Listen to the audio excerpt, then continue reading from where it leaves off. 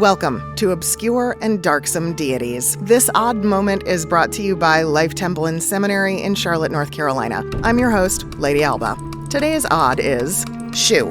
Shu, meaning emptiness, or he who rises up, was one of the primordial Egyptian gods, spouse and brother to the goddess Tefnut. He was the god of peace, lions, air, and wind. Due to his association with all things dry, airy, calm, and thus Ma'at, truth, justice, order, and balance, Shu was depicted as the dry, airy atmosphere between the earth and sky, separating the two realms. Fogs and clouds were also Shu's elements, and they were often called his bones. The Greeks associated Shu with Atlas, the primordial titan who held up the celestial spheres, as they're both depicted holding up the sky. In Heliopolitan theology, Atum created the first couple, Shu and Tefnut.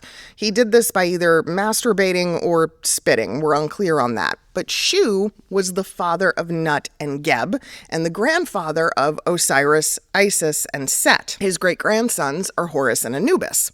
Now here's the deal.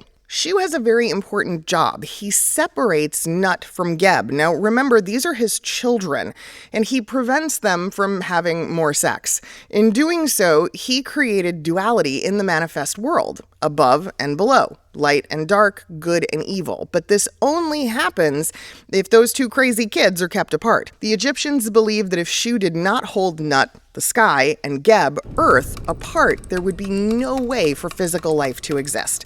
Shu is mostly represented as a man, and he carries an ankh, the symbol of life. As always, my apologies for any ancient or mythical mispronunciations. Email Pagan Coffee Talk or comment with your suggestions of a god or goddess to be featured. This program highlights obscure and lesser-known deities throughout history. Any resemblance to other deities, living or dead, may or may not be purely coincidental.